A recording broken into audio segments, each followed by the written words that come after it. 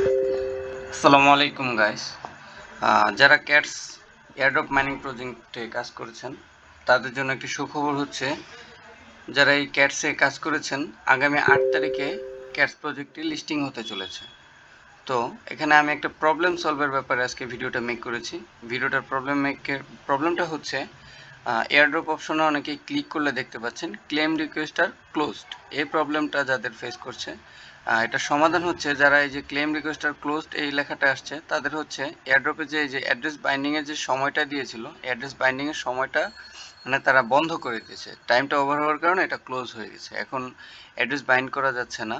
তো সেক্ষেত্রে আপনারা একটা বিষয় দেখতে পাবেন, হোম স্ক্রিনে আসার পর আপনি একদম নিচে স্ক্রল করলে দেখতে পাবেন যে ডিসকানেক্ট ওয়ালেট একটা অপশন আছে।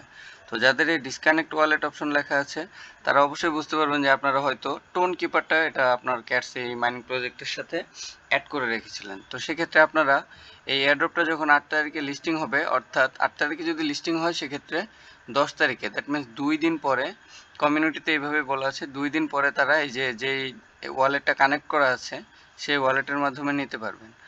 আর অ্যাড্রেস যারা ডিসকানেক্ট মানে কোনো ওয়ালেট কানেক্ট করে নাই তাদের এখানে ওয়ালেট কানেক্টের একটা অপশন দিবে।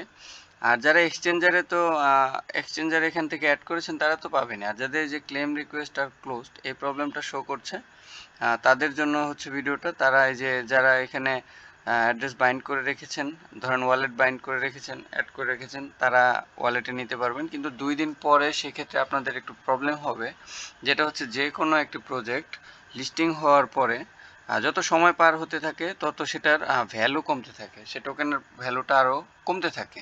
তো 2 দিন পরে তেমন একটা ভালো একটা অ্যামাউন্ট আশা করা যায় না। যাদের যাই পরিমাণ টোকেন আছে, একটা লিস্টিং হওয়ার সাথে সাথে যারা যে পরিমাণ অ্যামাউন্ট পাবে তাদের থেকে তুলনামূলকভাবে কম পেতে পারে। তবে এছাড়া এখন এই মুহূর্তে কোনো ওয়ে নেই, কারণ এয়ারড্রপে যা বলা হয়েছে, যারা এখান থেকে এয়ারড্রপ অপশনের ক্লেম রিকোয়েস্ট আর ক্লোজ আছেন তাদেরকে 2 দিন পরে আপনাদের এটা উইথড্র নিতে হবে, এছাড়া কোনো ওয়ে নেই।